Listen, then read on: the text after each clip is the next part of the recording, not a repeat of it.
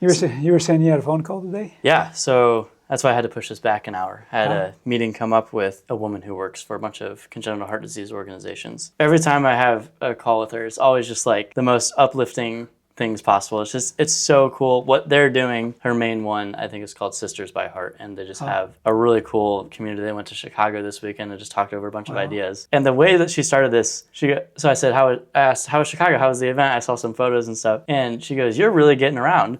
She goes, everyone there knew who you were. I was like, she goes, I had multiple people on separate occasions come up to me and goes, have you seen this new guy on TikTok? And I was like, that is so fun. That's fun. So like people are starting to see it, especially just in the community that I'm trying to break through. And like people are seeing it and it's really, really cool. So we had a whole conversation and she was telling me that there's just a bunch of opportunities that are coming up. And like the things that she wants me to get into is she wants me to do a lot of content creation for other congenital heart disease brands or their TikToks. And she mentioned this. Because she said, I saw you started doing interviews with your grandpa or something. She goes, that is amazing. She's like, that is the coolest thing I've ever seen.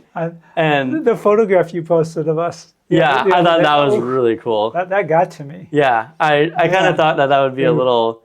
I just thought of it and I was like, oh, I should post that. That'd be cool. So I just like that still of us in the last... Your little head there. Yeah. Like, oh my goodness. I thought that was very cool. People loved that too. So made me so glad we're doing this. Oh, I know. It's so fun. I love doing it. But yeah, she was just telling me that there's so much stuff coming up that I'm going to be able to get involved in and not really like job opportunities yet, but I mean, I'm in with the right people. Like it's happening, and just keep trying to be of service to everyone.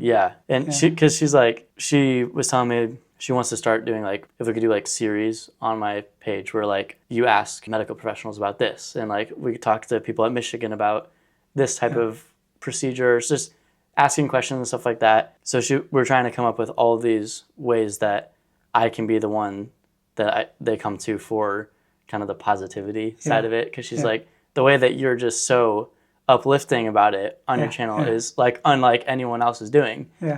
And it's crazy because the people that and you've always been that way, just brought energy to all the gatherings and your socialization. You've always just lifted the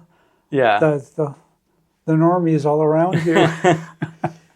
But what's been so cool is like the people that I follow and who I'm seeing also trying to talk about congenital heart disease, a lot of what they're saying has been derived from my videos, because like a lot of the stuff they talk about are questions that I've answered, and they'll go and talk about it in a different way, which is so cool. So Meg was telling me that you're doing it, I mean, in just a different way than everyone else has. Like, you know the content creation side of things and how to make videos look professional. And so she's saying, like, going talking to these medical professionals, you're also a professional in this as well. She's like, just not like you're already there, and you know, we just crossed. What great encouragement! She's good at it. She is amazing, and so she was like, because she started doing congenital heart stuff 15 years ago. She's like, I didn't have anyone to help me when I started, so she's like, I just want to give you all the resources I possibly can and help in any way imaginable. And she's just been the best connection. The latest tech 20 years ago was, I think, the care pages. Nothing like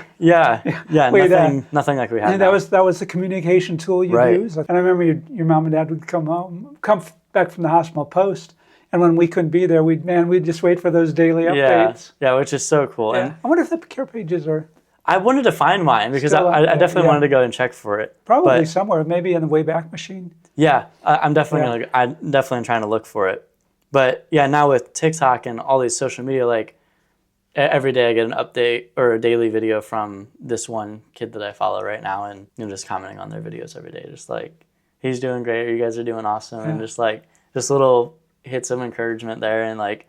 I saw there was a girl that posted to a video about. That's she was saying how I kind of inspired her a little bit more to talk about her That's great. HLHS. That's great to like. That was exactly what I wanted my page to do. So we're not hitting, million views right now, but we're hitting the right people.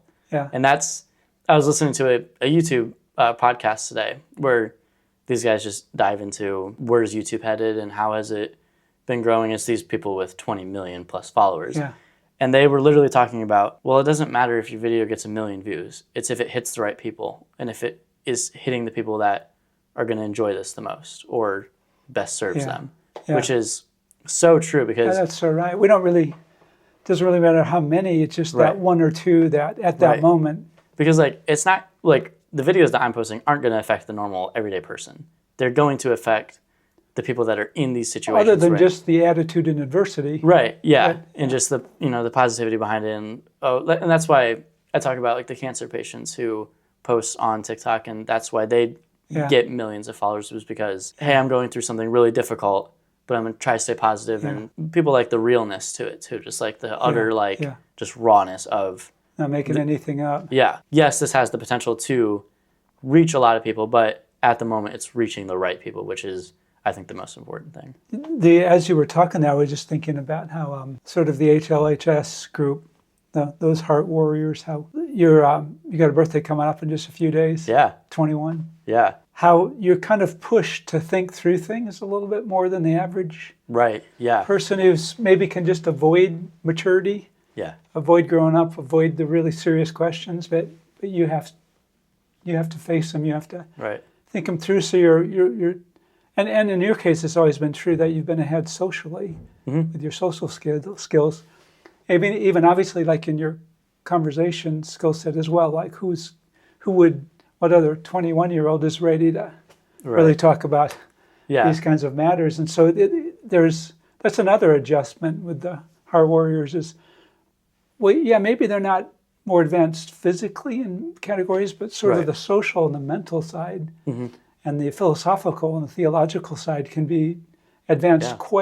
quite a distance beyond Yeah. what's normal. I definitely bet so. I am really excited when I start getting these opportunities to especially go and meet other people with my condition. I haven't met anyone else with my condition Yeah. and until That'd be kind of scary almost. I know, until I started having these interviews or these meetings with Meg, and how she has HLHS as well, and how She does. Yeah, so she's in her 30s with HLHS and no transplants, and has had a kid, and it's just like Well, amazing thing. So well, like, and so it's very uplifting to me, Yeah. and like, because the talk Yeah. of the transplant is always there, but Yeah. like, it's always. My cardiologist always said, whatever you have works best with your body. So we're going to try to make it work for as long as you can before you go and get some outside replacement. So, but I mean, just with the technology advancing in the medical field, there's already so many advances to HLHS and how we can best go about it. Yeah, it would be good to talk to them. So some of those people that are sort of leading those Yeah, changes. And absolutely. I remember listening to when your heart surgeon, Dr. Beauvais, retired. He did a hour and a half long podcast, and they talked about the history because he was one of the first at the University of Michigan. And so he was recapping sort of the history, the initial attempts, and what worked and what didn't work, and how frustrating it was until they actually found some combinations. Yeah. Whether Oh man, I can't wait. things were working. Something on my Half Heart Mission bucket list to talk about is to have an interview with Dr. Beauvais. That would be so cool, just to be able to. Dr. Beauvais, if you do see this, that would be very cool. So I would love to reach out to him and see if we can get an interview recorded or something. How would he contact you if he? I mean, TikTok would be the best, honestly, just because I'm through messages every day. But definitely going to try to reach his team or his email or something like that. Because I definitely would love to have a conversation with him. I think people would love to see that. And kind of complete the circuit. Yeah, wouldn't it? So that'd be very cool. And going to these events, I'm very excited to talk to not only medical professionals, but people with other congenital heart diseases, let alone HLHS. Yeah. It'd be very, very cool. Have you been able to keep up on the responses and so and how do you find yourself responding to the cases to the people that are sort of hurting the most right at the moment? This is great timing. I had a message come through this morning, new parent.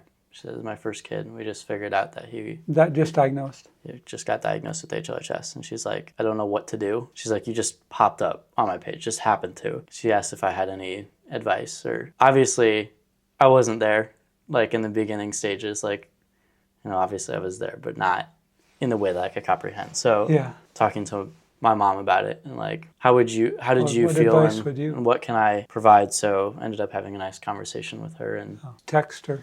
Yeah, just through a TikTok message and just back and forth through TikTok. Yeah, platform. just was like, yeah, reach out anytime, and I'll be following along. And But yeah, so that was one thing that I would say too, is that this is probably going to feel a lot more normal than what you suspect it will. Mm-hmm. Within a couple of years, it just felt so normal. And yeah, I use the word, it even felt right. Mm-hmm. It felt good and it felt right, yeah, that's which was interesting. unexpected. Yeah, but like you said, I definitely don't think it's the same for, Yeah. every case is a little bit It's different. so wildly different. And how mine was kind of just HLHS, and there wasn't really any other problems behind it. And we're seeing other problems develop while having HLHS or But on top of it. And But there was the unexpected things, like when after all those weeks in the hospital, when we first brought you home, the first night you were home, Right. we could see that the surgery site was getting infected. yeah, And so the next day, back to the hospital oh man, for several more weeks. It goes like that, but really it's so weird how it starts to feel normal, yeah, and it doesn't feel like it's a distraction from real life. It seems like it's an enhancement to it. now having to go to the doctor more often than most, I can definitely see how it's kind of annoying, but like it also is good to talk about it. Now that I talk about it every day, like it really has just enhanced things more than really deteriorated things. So I yeah, can absolutely. definitely see that.